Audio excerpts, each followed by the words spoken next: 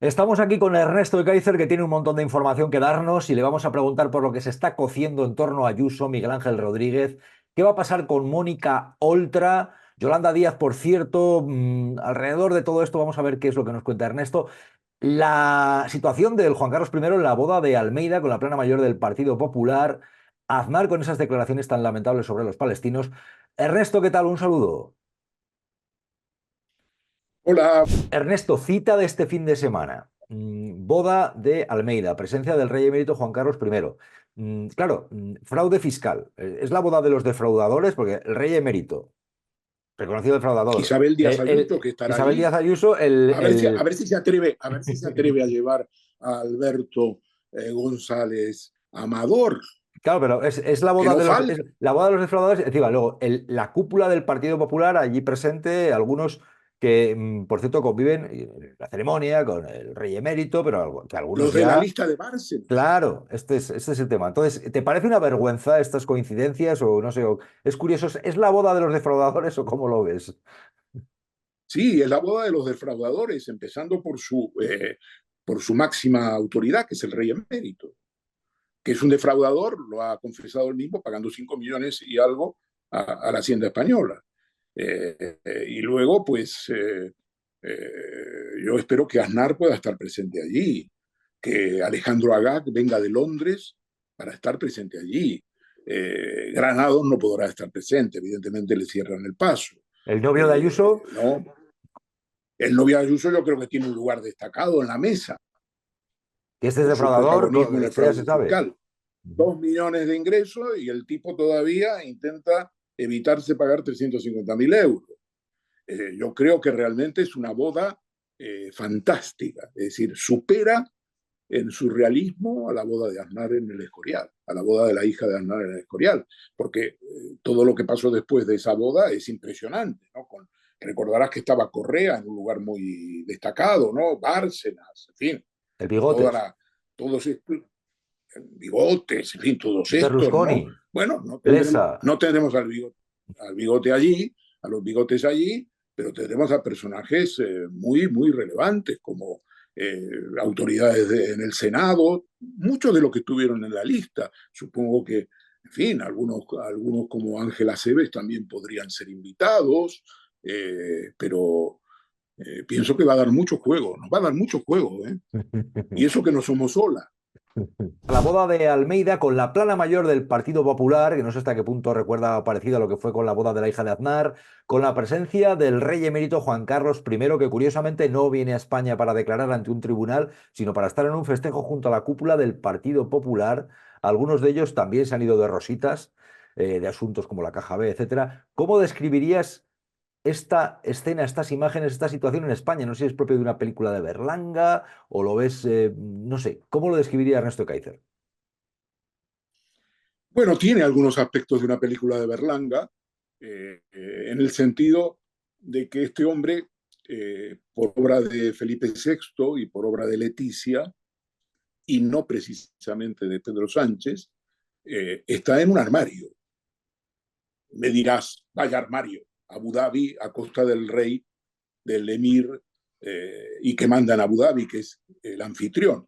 Sí, claro que sí, evidentemente es un armario de lujo, vive en una villa fantástica, se ha comprado una casa estupenda, habrá que ver con qué fondos, pero ahora él ya no es más ciudadano español en términos fiscales. Una España que permite esto, una España que permite esto es una España anestesiada. Porque me dirás, bueno, España permitió que Alfonso, su abuelo, se fuera de España. Bueno, pero fue una decisión soberana. Alfonso XIII era presidente del gobierno o animaba al gobierno que sufrió el golpe electoral del 14 de abril de 1931, o del 11 de abril de 1931, cuando fueron las elecciones, y luego el 14 cayó. Pero fue el resultado de una consulta popular y una decisión interna del gobierno que animaba a Alfonso XIII para irse de España. De modo que se marchó con su fortuna, por supuesto, en Suiza y todo lo que tú quieras.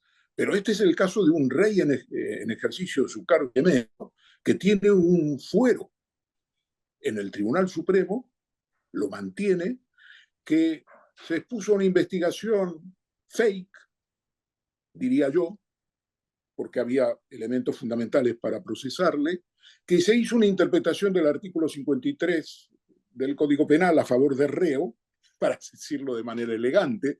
Digo a favor del reo porque el artículo 53 de la Constitución no le garantiza impunidad, solamente le garantiza que en aquellos actos que son, digamos, rubricados por algún ministro o el presidente de gobierno, esos son los actos oficiales. Y lo Vamos, que él que es hizo un rey son todos actos. emérito, claro, que es un rey emérito que viene a una boda, que viene una vez más a una comilona, y además coincide con gente de la plana mayor del Partido Popular, algunos con un pasado que Claro, es el que es, y todo esto recordando lo que es la corrupción, recordando lo que es la connivencia, o el banquete, ¿no? Se podría llamar la película. claro.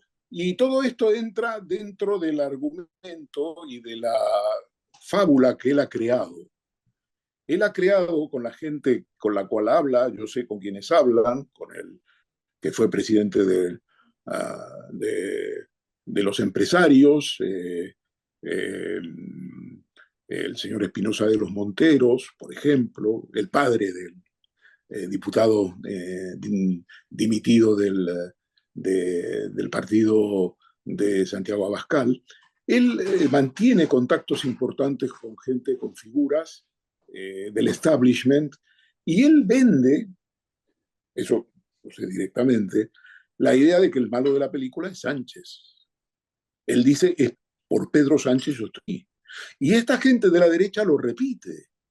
Y cuando le preguntas, ¿y en qué se fundamenta eso? Porque el principal beneficiario no es Pedro Sánchez. Pedro Sánchez no es republicano. El Partido Socialista Obrero Español no es republicano. ¿En qué le beneficia que el rey emérito esté en Abu Dhabi, fuera de España? Y entonces no te lo saben contestar. Es que Juan Carlos dice eso. Juan Carlos dice eso. Entonces yo digo, el principal beneficiario de su presencia fuera de España, de su exilio, de su autoexilio, se llama Felipe VI y se llama la corona española. La corona necesita que él esté lejos para que la gente no asocie la corrupción con la corona. ¿Qué sentido tiene que él esté aquí mariposeando en reuniones, en festines, en ágapes, digamos, recolectando apoyo y simpatía por el campechano? Porque él es muy listo, y eso Felipe VI lo sabe. Es muy listo en el sentido de que es un doctor en relaciones públicas. Él ha sido felipista, ha sido anti-aznarista, fíjate lo que son las cosas. Aznar y él no se ha llevado nunca bien, y Aznar nunca ha hablado bien de él. Pero era Sin embargo, ha felipista, sido es muy felipista, de Felipe. dices. Por cierto, ahora Claro, te pregunto por esto de felipista, pero hago un paréntesis. Dices el principal beneficiario Felipe VI y él. Y Juan Carlos I se beneficia porque no tributa en España y porque tiene la de opacidad de las acuerdo. cuentas y está allí. Sí, bueno, eso por supuesto, pero digo que en toda esta fábula que se monta, en la cual Felipe, el sanchismo, hay que anotar en el pasivo del sanchismo también haber extirpado la figura de Juan Carlos I, porque ocurrió durante su gobierno, pero en realidad María Jesús Montero, la vicepresidenta primera actual, y, y Nadia Calviño y Dolores Delgado, cuando era fiscal del Estado, formaron un trío que consistió en que las tres supervisaron toda la investigación, supervisaron esa investigación. María Jesús Montero, por razones obvias, era la ministra de Hacienda, y todo lo que hacía la agencia tributaria les reportaban a ella. Entonces, en lugar de agradecerlo, digamos, no atacando a Sánchez, hacen exactamente todo lo contrario. Ya, ya, pero No tienen complejo. ¿Para qué supervisaron la investigación? Bueno, Le vino bien supervisaron. al emérito que supervisaran la investigación? Hombre, yo creo que sí, yo creo que le vino bien porque era una garantía de que nadie se iba a desviar de una hoja de ruta. Y digamos, lo que tenemos como resultado es que finalmente la vicepresidenta de entonces, Carmen Calvo, la fiscal general del Estado, dijeron, hombre, ha tenido que pagar 5 millones de euros, ha tenido que tributar, es decir, hacer regularizaciones por el dinero, por una parte del dinero, porque no sabemos realmente en qué consiste su patrimonio al día de hoy. Y entonces, como diciendo, bueno, oye, al menos ha tenido que tributar. Fíjate la gran conquista. Y entonces el resultado de todo esto es que este se ha buscado durante años un acomodo en Oriente Próximo a través de una relación privilegiada con los monarcas del tal, dándoles toisones de oro, dándoles distinciones que para ellos son muy importantes, dado que España es un país occidental, ¿eh? Y finalmente ha conseguido que el que manda en Abu Dhabi, el que manda en Emiratos Árabes Unidos, el presidente de los Estados Árabes Unidos, en los Emiratos Árabes Unidos, le invite primero a un hotel que, vamos, que es tremendo, ya conocemos las imágenes del hotel, famoso, y luego facilitándole una casa en una isla, y luego se ha comprado una casa, luego tributa allí. No sabemos cómo tributa y cómo lo ha hecho, porque aquí hay no hay transparencia. Hablar tanto de transparencia por parte de la Casa Real es una cosa ofensiva, porque ¿cómo ha pagado él la casa que ha comprado en Emiratos Árabes Unidos? Ha sacado una hipoteca, se la ha regalado el emir, todo eso no lo conocemos, pero sabemos que sí, que ahora reside allí, reside fiscalmente allí.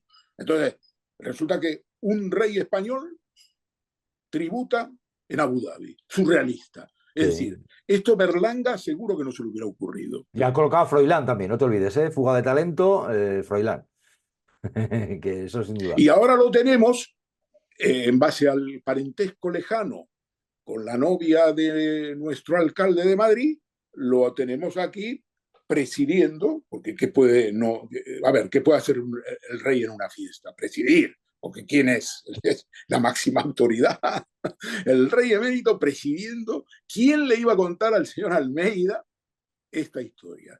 Esa ceremonia sí es de verdad. ¿Y cómo definirías eso de que tenga que presidir la boda de Almeida? Bueno, porque él necesita incorporarse, reincorporarse sigilosamente a través de actos de este tipo, que son indirectos, no es un acto oficial, a la vida española. Y poco a poco, ese criterio, que yo creo que la idea, la ideología de eso es del que quien fue el jefe de la Casa del Rey, de Su Majestad el Rey, que es el señor Alfonsín, yo creo que esa línea la marcó él, que se le atribuye en sentido negativo a Pedro Sánchez. La línea Ernesto. que marcó, la Sí, línea termina. que marcó Jaime de Alfonsín consistía en que lentamente, de una manera discreta, sin aspavientos, sin grandes eventos mediáticos, fuera calando que el rey se iba aproximando a España. Y eso le venía bien a quién? A la monarquía como institución, porque bueno, el mayor productor de republicanos se llama Juan Carlos I, con su corrupción. Esa es una realidad. Si tuvieras que ponerle un titular a esa boda, a esa ceremonia, que fuera el titular, por ejemplo, de un libro, el título de un libro, ¿cómo le llamarías esta boda? Bueno, yo creo que titularía con el rey emérito. Titularía con el rey emérito. Eh, sí, titularía con el rey emérito. El rey emérito se reincorpora a la vida social de Madrid. Ya. Tema de Ayuso y el novio, Miguel Ángel Rodríguez, mano derecha, clarísimo, la mano que mece la cuna con Ayuso. Y Ernesto Kaiser tiene información en la que está insistiendo, que es de quién hablamos cuando hablamos de Miguel Ángel Rodríguez. Recordar su pasado en torno a Aznar y a los papeles de Bárcenas o a qué. Ernesto.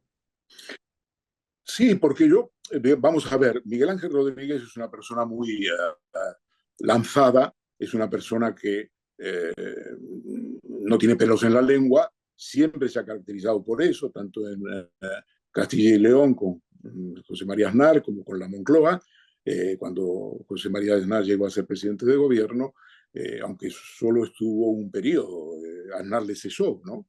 Y sus razones tendría. Pero lo que sí es interesante es que todos se refieren a él por haber hecho estos bulos de los encapuchados periodistas que se fueron a investigar el domicilio donde vive Ayuso junto a su pareja en el barrio de Chamberí, y hizo una cantidad de bulos que están ahí, que evidentemente han sido desmentidos y aclarados. Pero claro, yo me voy un poco a la cuna, y la cuna de lo que conocemos de Miguel Ángel Rodríguez, aparte de esos gestos que él tiene con la prensa y de su prepotencia, es el hecho de que este hombre, que ahora está defendiendo a Alberto González Amador con tanta hazaña y que filtró un correo que era de alguna manera reservado, no diré secreto porque no había causa judicial todavía, este hombre figura en los papeles de Bárcenas. Y yo no admito que me digan, no, pero esa noticia, bueno, sí, pero ya la conocíamos. No, vamos a ver. Aquí hay un problema que es el siguiente. La contabilidad de Bárcenas, la contabilidad B que llevaba Bárcenas del PP, era en parte manuscrita y hay otra parte que no era manuscrita. Cuando se vio en el juzgado por parte del juez Rus, en el juzgado de la Audiencia Nacional, se vio que faltaban 3 años en la contabilidad. 3 años. Los años 93, 96. Entonces, había ahí un vacío en la contabilidad manuscrita. Cuando se le pidió una aclaración a Bárcenas, Bárcenas presentó un pendrive y ese pendrive estaba encriptado y para desencriptarlo se apeló a la policía científica, que siempre se ocupa de estos asuntos. La policía científica hizo la desencriptación, aportó al juez la contabilidad del 93-96, que era un agujero que había, y resulta que es interesante porque había una columna de observaciones que cuando se le trasladó a las partes quedó omitida. Y en esa columna de observaciones venía información que era interesante, porque venía muchos de las transferencias y de los pagos en efectivo que hacía Luis Bárcenas, venía quien indicaba esos pagos. No sé, por ejemplo, en el caso de Arriola, viene un pago de 1.000.000 de euros, de pesetas de la época, de los años 90, y dice J.M. Esto era como firmaba normalmente José María Aznar, J.M. Así lo especificaba Bárcenas. Entonces, por ejemplo, ¿no? Pero también había, digamos, aparte de la contabilidad, de un apunte en la contabilidad manuscrita de 1.500.000 pesetas a nombre de Miguel Ángel Rodríguez, M.A.R., Miguel Ángel Rodríguez, había en la contabilidad que faltaba entre el 93 y 96 otros 3 pagos por indicación de Miguel Ángel Rodríguez. Esa era la contabilidad mecanizada. Y estos pagos, que son los que yo he revelado, de la contabilidad mecanizada que desencriptó la policía científica, anotaban pagos de más de 1.000.000 de pesetas de aquellos años 93, 94 y 95, a José Antonio Sánchez, que entonces, en la época en que se les pagó, era el cronista parlamentario del diario ABC. Y entonces, Y ahora uno es, dice, joder, luego fue presidente de Radio Televisión Española y ahora es presidente de Telemadrid. Entonces, dices, jolines, un periodista parlamentario cobrando 300.000, 400.000, 400.000 pesetas de la época de la contabilidad B del PP. ¿Cómo se come esto? Cuando le preguntaron a José Antonio Sánchez, porque esto es interesante al punto que hemos llegado, dijo, bueno, yo estoy en la lista de Bárcenas, pero no estoy en la lista de los yihadistas, ni la de ETA, ni de no sé qué. en fin. Y agregó, y además, para cobrar, le pedí autorización en el diario donde trabajo, el ABC, que es una empresa privada, le pedí autorización a mi director, que entonces era Luis María Anzón, y me dijo que sí. No tenemos ninguna declaración de Luis María Anzón de que le dijera que sí, no me lo creo, pero bueno, digo, Anzón es un director y sabe que esas cosas no se pueden hacer. Vamos, es que no se pueden hacer, Estás hablando no de se pueden ni pagos se desde el deben hacer. Partido Popular a periodistas, y estás hablando de sobrecogedores. Exactamente. Entonces, pero esto para José Antonio Sánchez era natural. Entonces uno dice, ¿qué no habría hecho José Antonio Sánchez cuando era presidente de Radio Televisión Española a favor de quien le pagaron? años antes. ¿Qué no estaría haciendo, qué no está haciendo ahora en Telemadrid para Y se reconocer pagaba, había también? esos pagos, dices, con el beneplácito de Miguel Ángel Rodríguez. Decía en la columna de observaciones que faltaba cuando se dio traslado a las partes, pero que está en el original, y yo he conseguido el original, decía en la columna de observaciones, por indicación de Miguel Ángel Rodríguez, por indicación de M.A. Rodríguez, Ah, por M.A. Rod. Es decir, MAR. era Miguel Ángel Rodríguez, dado que era el responsable de comunicación del Partido Popular, quien decía, hay que pagarle este dinerito a José Antonio Sánchez, que es nuestro periodista, es el periodista del PP.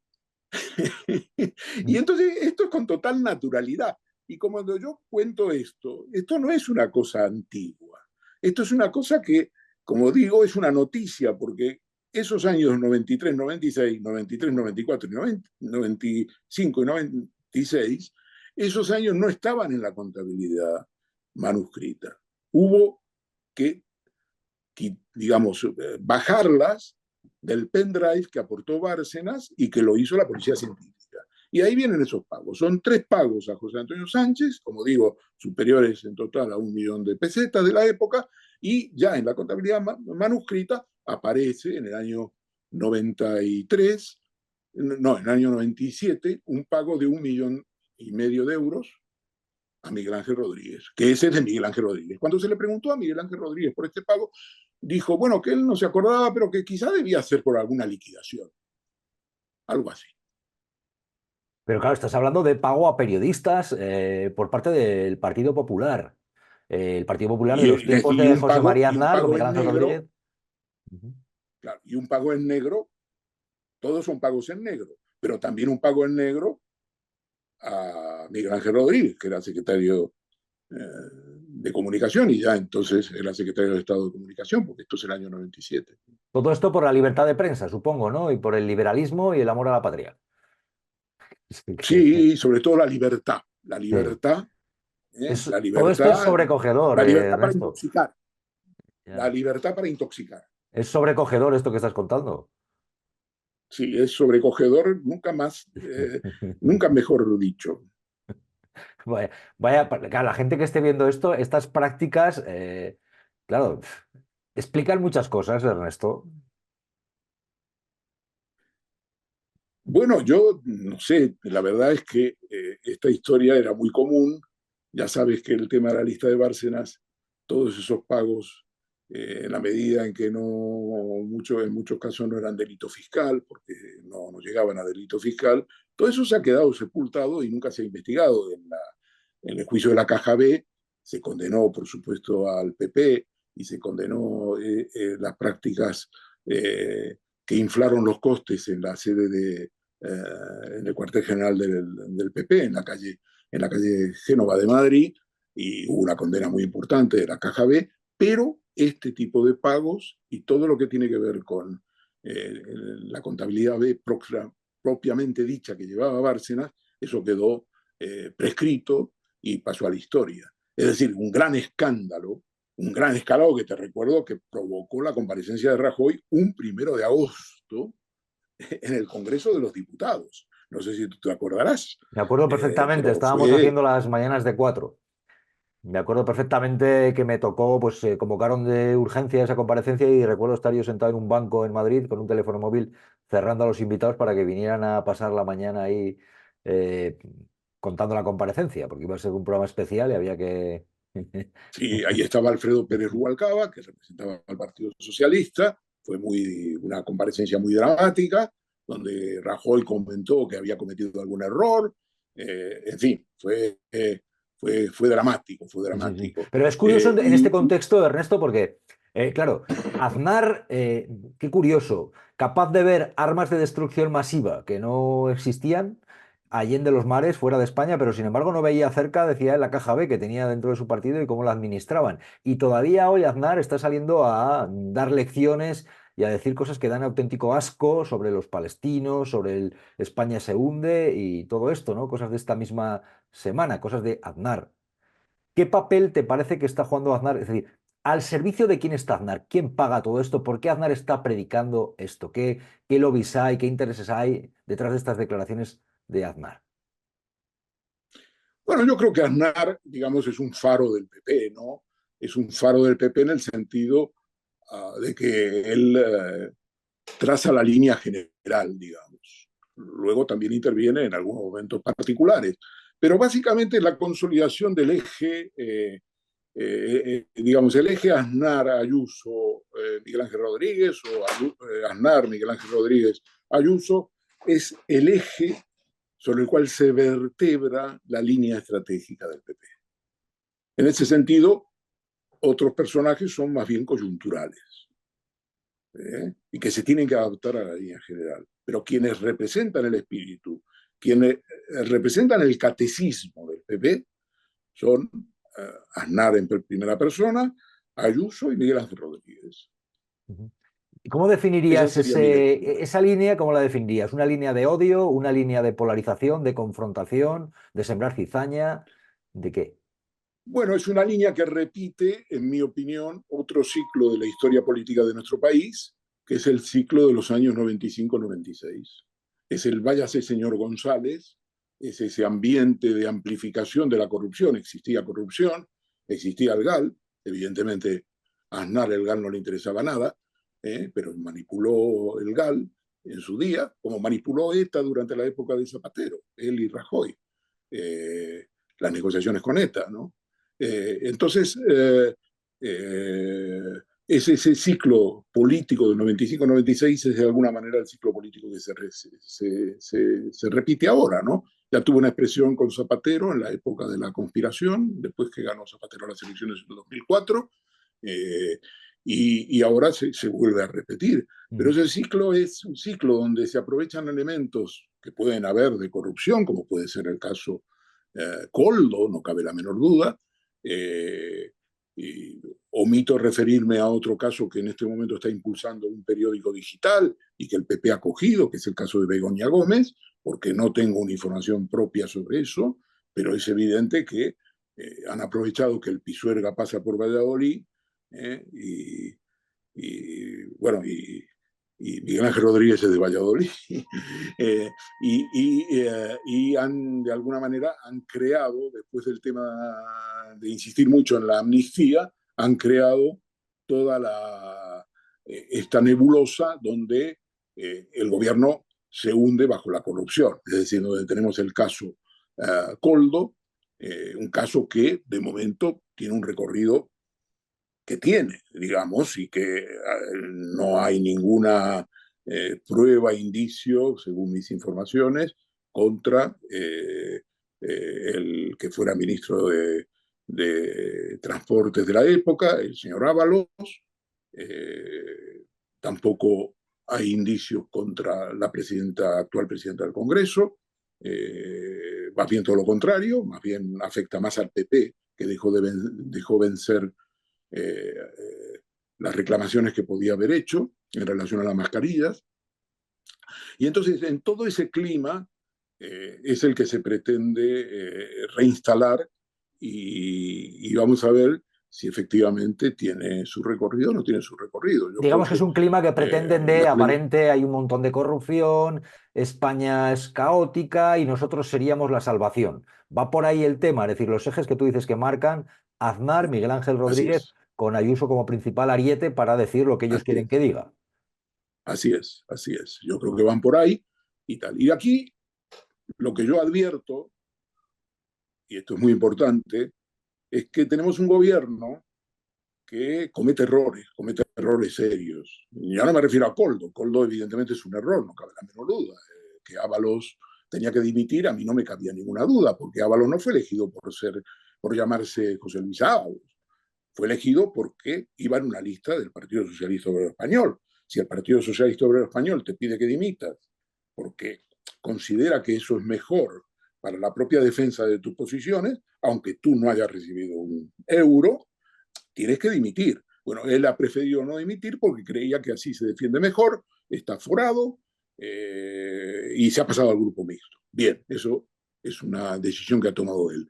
Pero De momento no hay ningún indicio contra él. Por lo tanto, de crisis de corrupción generalizada, poco se puede decir. Han intentado endilgarle al ministro de Transporte, que es actual, algún tipo de vinculación con esto. Esto totalmente surrealista. Pero bueno, no seré yo quien defienda a Oscar eh, Puente, porque él se defiende bastante bien, ¿no? Como ya sabemos. Pero lo que es evidente es que este clima generalizado de corrupción es un clima que ellos ya venían intentando instalarlo, y ahora con el tema de Begoña Gómez ya lo completan. La única pata que falta aquí es de la crisis económica.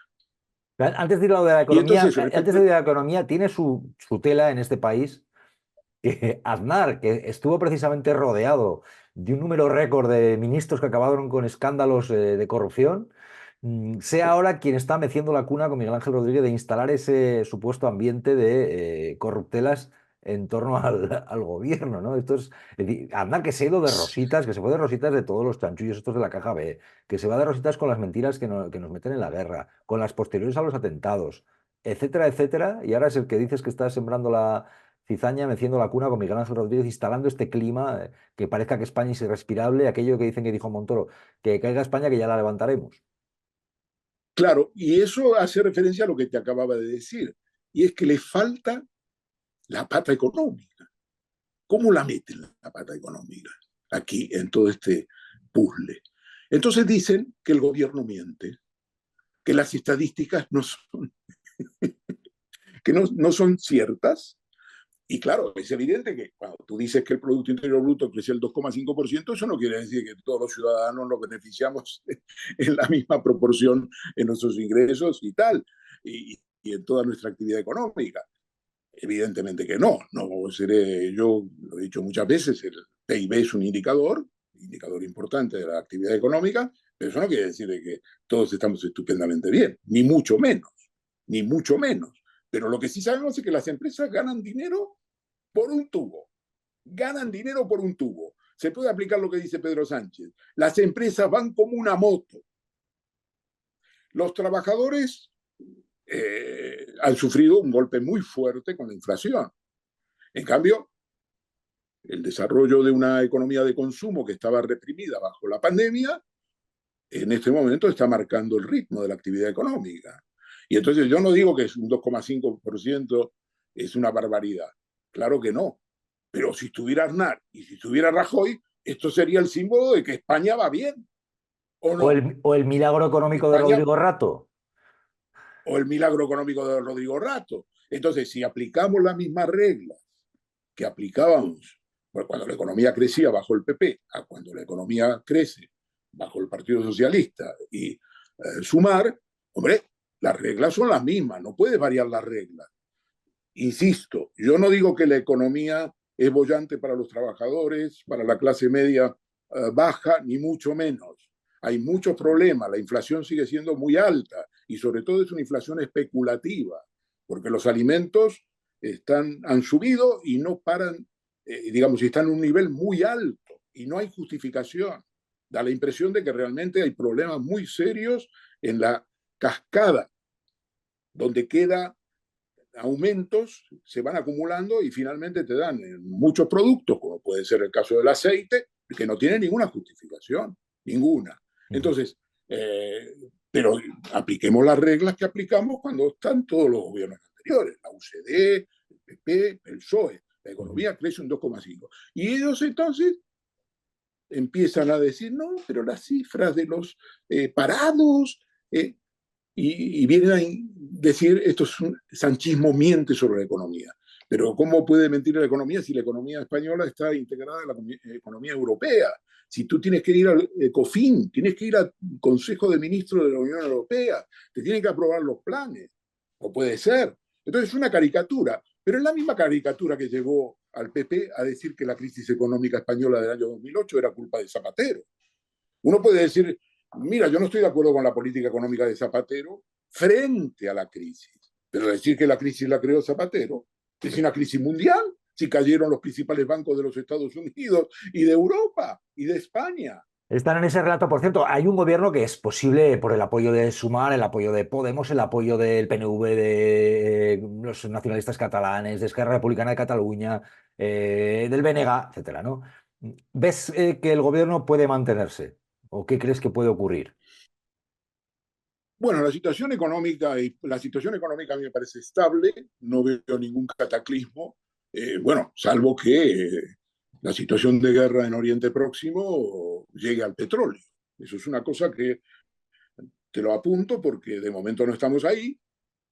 Arabia Saudí, evidentemente, es la garantía de que es muy difícil que haya un embargo del petróleo como hubo en el año 73, 1973, cuando los precios del petróleo se multiplicaron por 4 y desencadenaron una crisis espectacular, una gran crisis generalizada de la economía.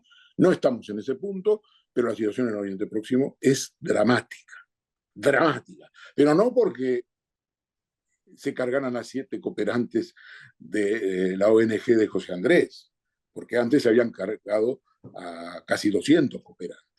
Eso es una gota más, o 7 gotas más si quieres. Pero entonces es dramática porque la embajada de Irán en Siria ha sido bombardeada. Han matado a un personaje clave en la estructura militar de Irán. Y va a haber una respuesta. Día sí, día no. Va a haber una respuesta. No sabemos cuál va a ser esa respuesta. Pero el acto de bombardear la embajada siria de Irán en Siria, en Damasco, es un acto de guerra, es un acto ilegal, completamente ¿Y ilegal. crees que todo esto Entonces, puede tenemos, desestabilizar al gobierno de la crisis internacional?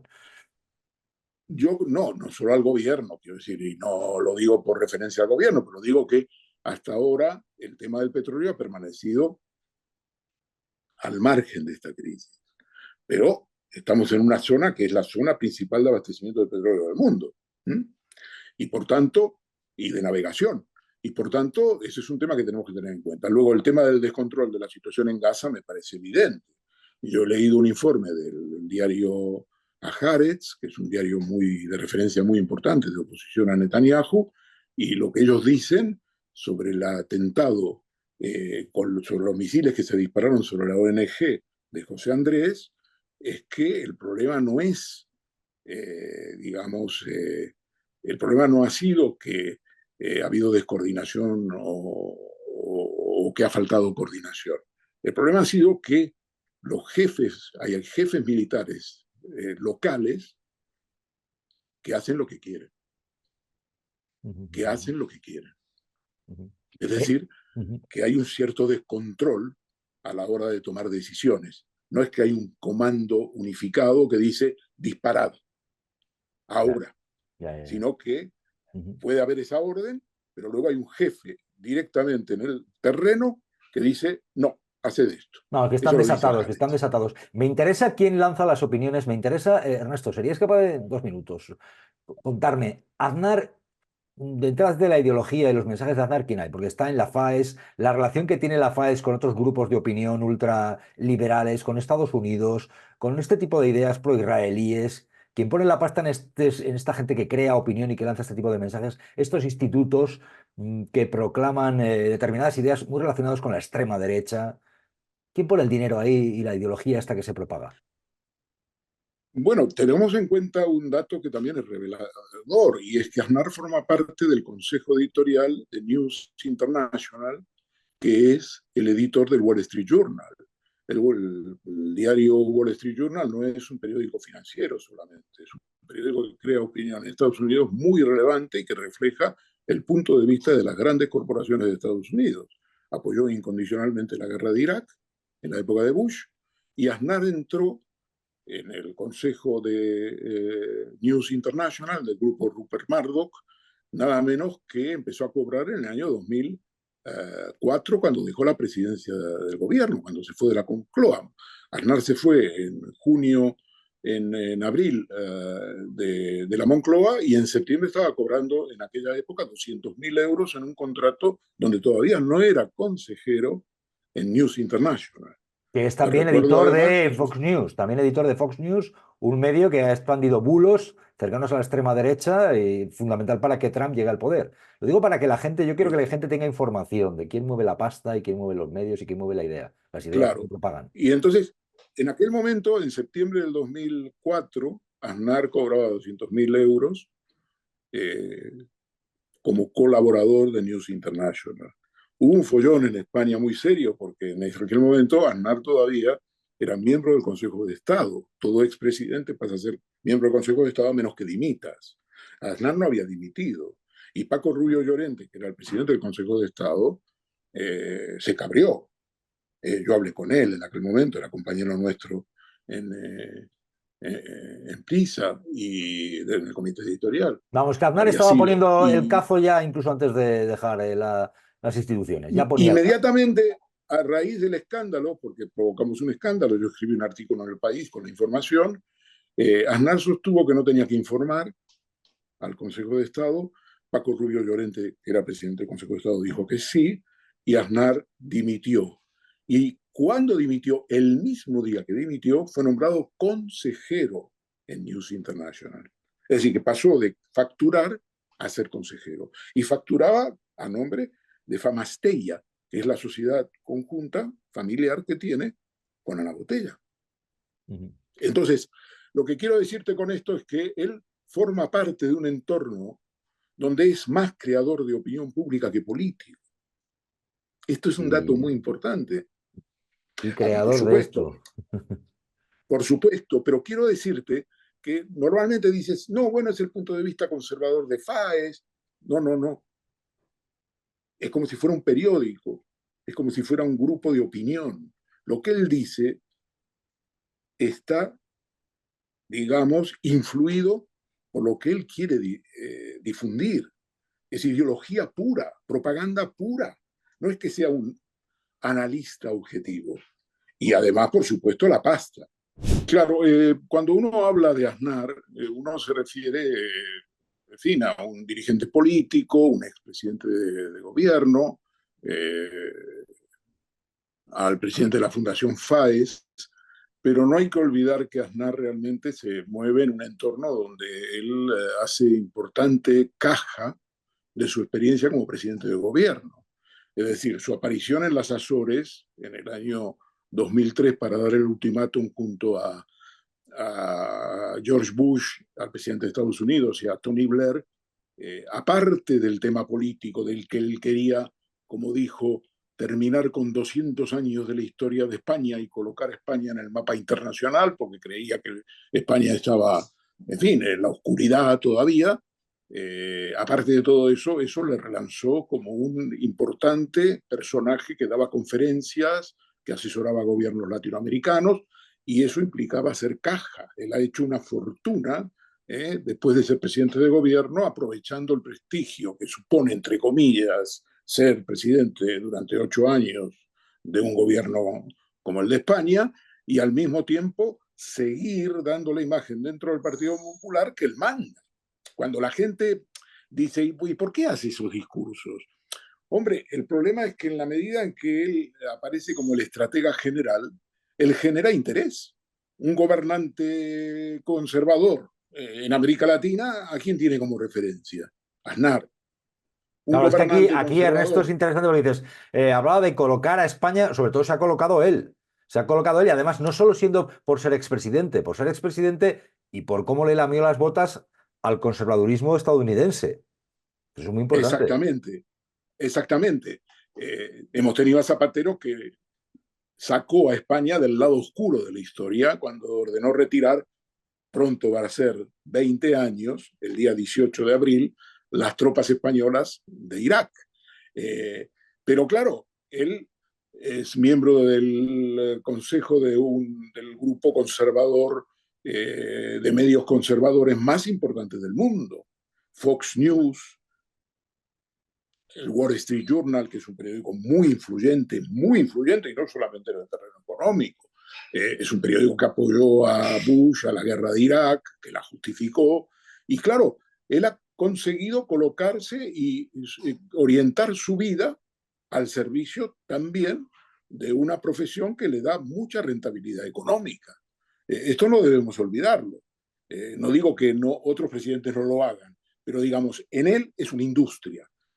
Luego él tiene, evidentemente, hijos. Sus hijos trabajan en empresas financieras, en empresas vinculadas a intereses extranjeros. En otros términos, la vida de él cambió de una manera sustancial a partir de las Azores. Eso es una realidad.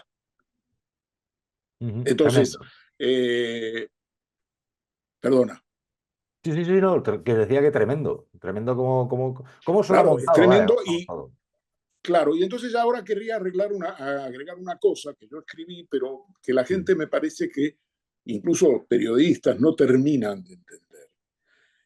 Digamos, se plantea de manera cándida, casi ingenua, diría yo, y bien intencionada, obviamente, que por qué Aznar, a diferencia de Bush o a diferencia de Tony Blair, no ha entonado algún tipo de mea culpa, de autocrítica, eh, reconociendo que lo de Irak fue un error o que hubo errores manifiestos, como es público y notorio.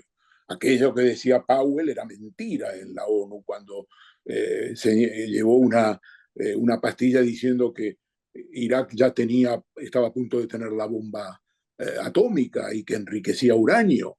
Eh, entonces la gente dice, pero este hombre, pero ¿por qué no reconoce tal? Y hay una razón de fondo porque él nunca va a reconocer, ni Rajoy, ni nadie del PP, ¿Por y en qué? particular él. La razón de fondo es que las mentiras de Aznar no empezaron el 11 de marzo. Empezaron mucho antes cuando se enganchó con Bush y colgó a España de la bandera norteamericana. Y entonces mintió sobre las armas de destrucción masiva, se enganchó en una guerra que no tenía ni pies ni cabeza y que significó, en cierto modo, el desprestigio de la primera potencia mundial, Estados Unidos, para arreglar en los conflictos internacionales. Eh, y luego mintió el 11M. Hay una continuidad. Entonces, es que Aznar no puede decir, bueno, yo el 11M, en fin, me equivoqué. Y, y cuando fue a las Azores y se presentó con Blair y con Bush y hizo el ultimátum a Saddam Hussein, ¿qué va a decir? También me equivoqué. Es decir, hay una línea de continuidad por la cual él no puede hacer un punto de inflexión. Él tiene que mantener toda la historia completa. Si falla en un punto, se le viene abajo todo el esquema. Por eso nunca va a pedir disculpas y por eso los periodistas, eh, y periodistas incluso experimentados, que dicen, hombre, ¿cómo es posible? No se han enterado. La historia es que hay que verla completa. Desde que él se engancha, y eso no es solo Irak, es el año 2002, cuando él apoya el golpe de Estado contra Chávez, cuando reconoce al presidente Carmona por indicación de los Estados Unidos de América, del embajador norteamericano allí, cuando Carmona no había sido efectivamente todavía presidente, era un golpe de Estado y nunca triunfó ese golpe de Estado. Desde ese momento, él engancha su destino a lo que llama el atlantismo, a los Estados Unidos de América. Y a partir de ahí, entonces no puede hacer una autocrítica. Esa es la razón por la cual es pedirle peras al olmo que diga algún tipo de reconocimiento, como pueden haber hecho Tony Blair o el propio Bush. No, que además a él esto le ha reportado una riqueza. Aznar se ha hecho rico con Exactamente. Aznar se ha hecho rico con sus mentiras, Ernesto. Bueno, yo no sé su fortuna, pero es evidente que él tiene un nivel de vida que en ningún caso hubiera conseguido sin esa fama, entre comillas, internacional en el mundo de la derecha. Seamos claros. Él se ha convertido en un gurú conservador,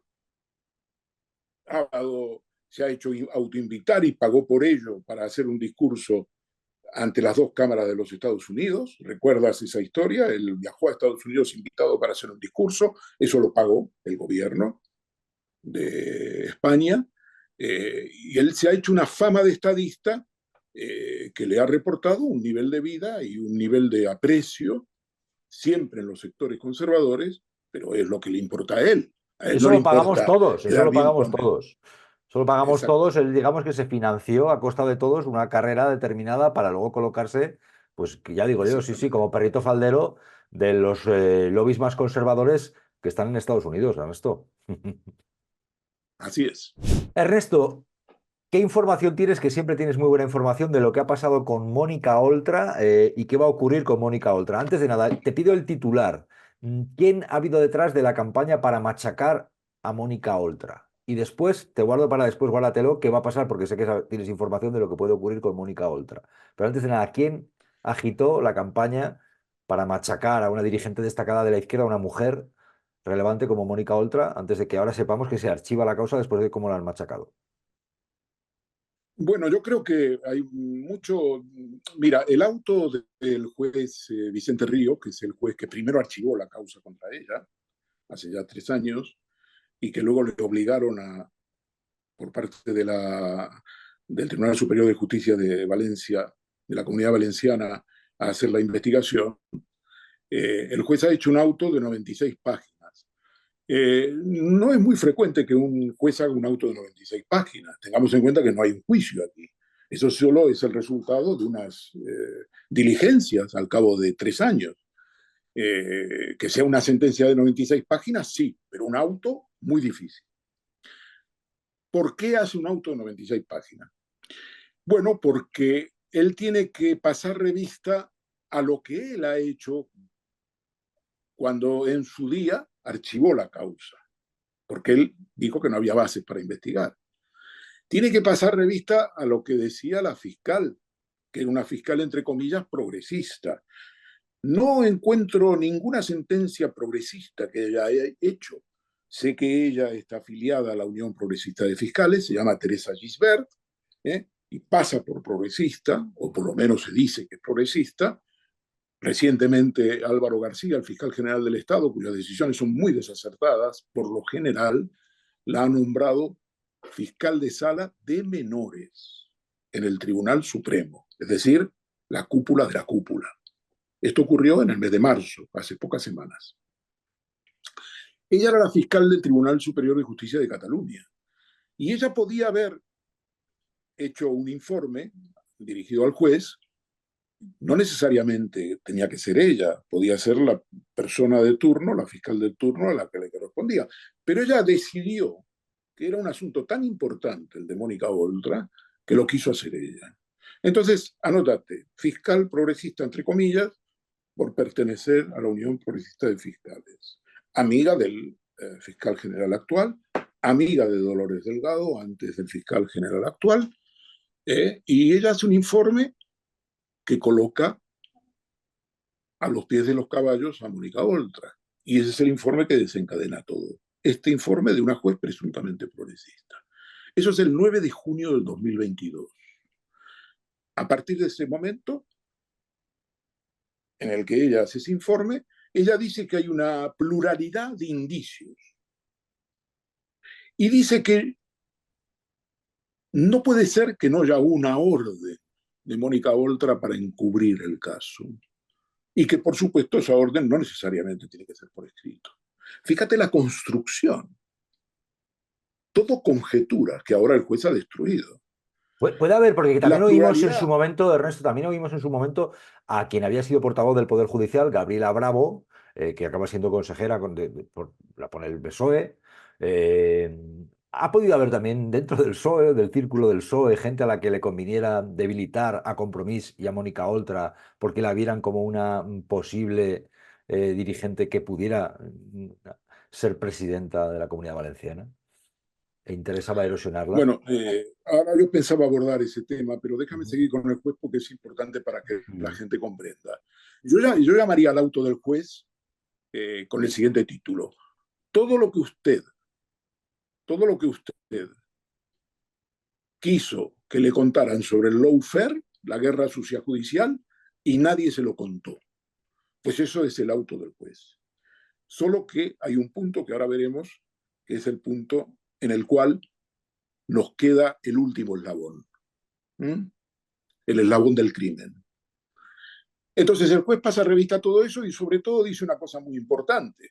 Nadie ha pedido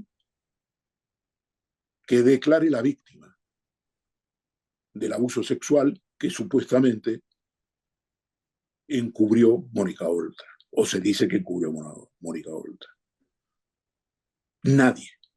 El juez la cita de oficio. Ella ya no es menor, era menor en el momento de los hechos, años 17 y 18.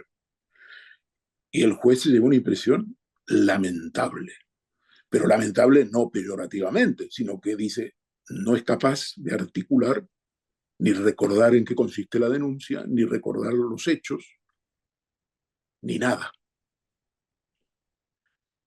El juez hace un interrogatorio muy largo, yo he visto ese interrogatorio, porque está disponible. Y realmente el juez no... El juez llega con ese interrogatorio a la conclusión de que todo es una milonga. Eso lo digo yo, no lo dice el juez. Pero las palabras del juez sobre ese interrogatorio están en el auto y son muy elocuentes.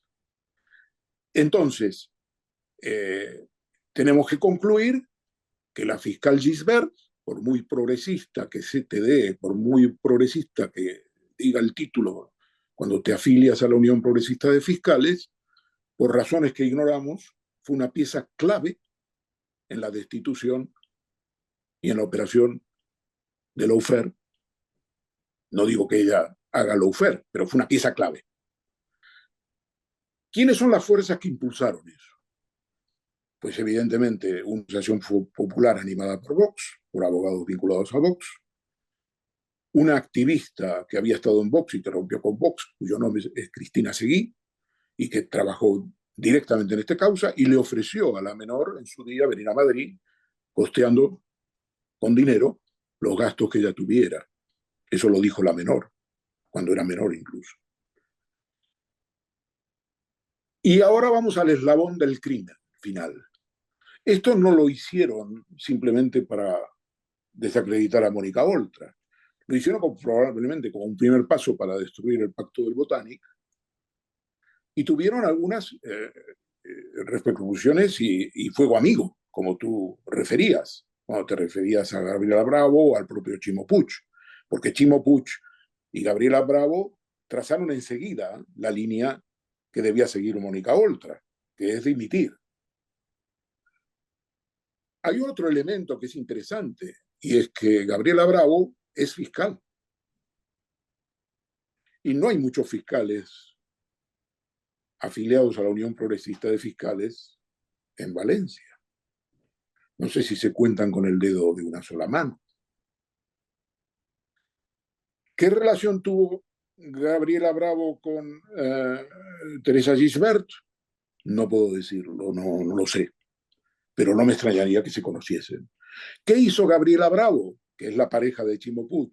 Hacer declaraciones en la prensa diciendo que si ella estuviera en el lugar de Mónica Oltra, sabría muy bien lo que hacer, que es muy parecido a lo que ha vuelto a decir María Jesús Montero cuando estalló el caso Coldo, refiriéndose a José Luis Ábalos. Si yo fuera José Luis Ábalos, estuviera en la situación de José Luis Ábalos, yo sabría muy bien qué hacer. El periodista le preguntó, ¿y qué haría usted?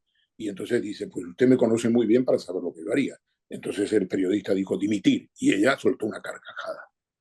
María Jesús Montero. La misma situación con Gabriela Bravo. Ella dijo, si no tiene nada que aportar, lo mejor es que se aparte. Hizo un verso. Chimo Puig presionó para que la quitara. La gente de Compromís, Timorata, que sufrió una presión tremenda, se apartó.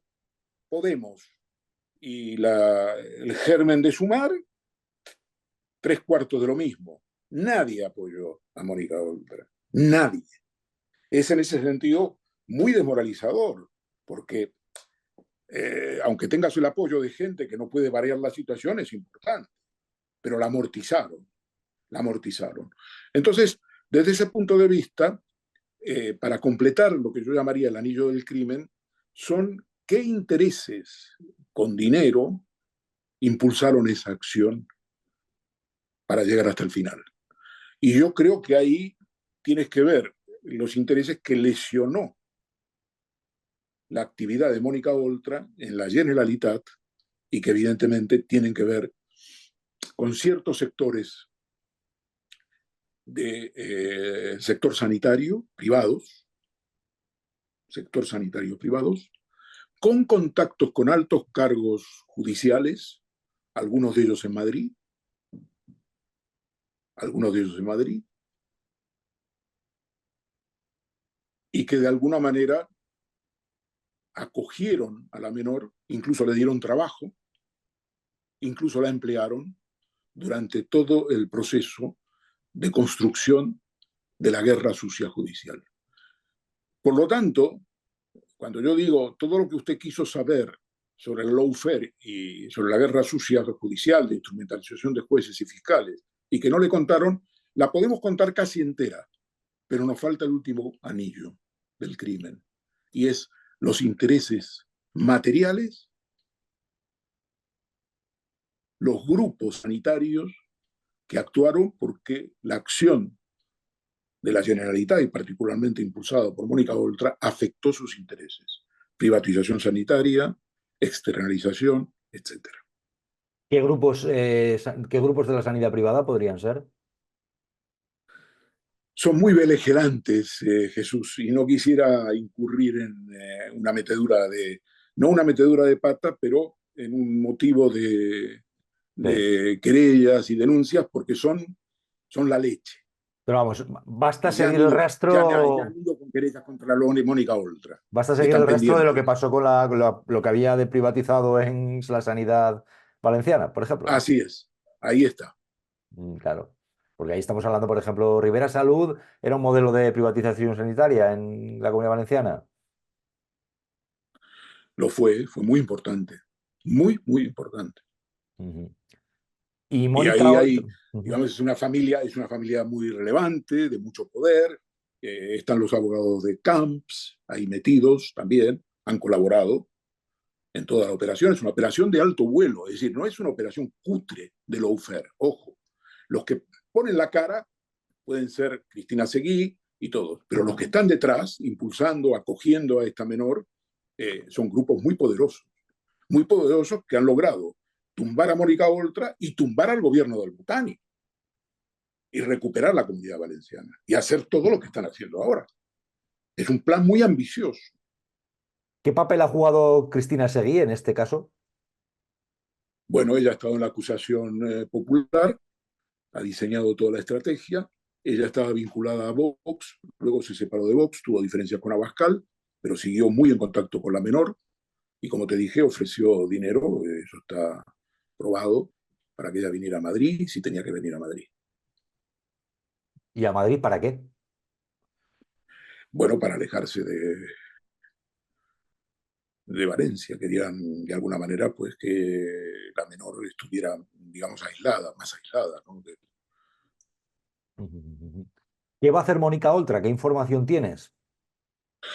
Bueno, yo hablé con ella, estaba realmente feliz el día del auto, el día martes, creo. Sí, estaba feliz. Me dijo que, bueno, que el juez había hecho un muy buen auto, que ella se miraba todos los días al espejo y que estaba contenta con su actitud, con lo que había hecho, muy descontenta con cómo la habían tratado incluso aquellos que se suponía que debían estar con ella, pero que ese día tenía mejor cara, ¿no? Después de leer el auto tenía mucha mejor cara y estaba muy agradecida por esto. Yo creo que ella, yo se lo dije, yo creo que ella no debe, digamos, debe aprovechar que es un auto muy contundente, el auto va a ser recurrido, ojo, porque los que hacen el lawfare necesitan que esto siga y están dispuestos a llegar al Tribunal Superior de Justicia. Y veremos a ver qué maniobras pueden hacer en el Tribunal Superior de Justicia de Valencia. Estos no terminan, no aceptan fácilmente la derrota. Querrán mantener abierta la causa lo más posible y maniobrarán en el Tribunal Superior de Justicia de Valencia, estoy seguro. Pero que ella ya puede en este momento, pues, hablar de que pues, es necesario contar con ella, volver, no digo a la primera fila, pero a una fila muy próxima a la primera y empezar a reconstruir la resistencia para recuperar la primavera democrática abortada por el PP y por Vox en la Comunidad Valenciana. Ujú. Y yo creo que ella está, este fin de semana está con su hijo, se ha ido fuera de Valencia en un viaje, quería pensárselo, tiene miles de entrevistas pensadas, así que tienes que llamar para pedirle una. Está viendo qué va a hacer, cómo va a contestar a todo el plan de trabajo que le ha surgido de entrevistas, y en ese contexto va a dar su mensaje. Ernesto Muy Ekaizer, bien, un placer una vez más. gracias.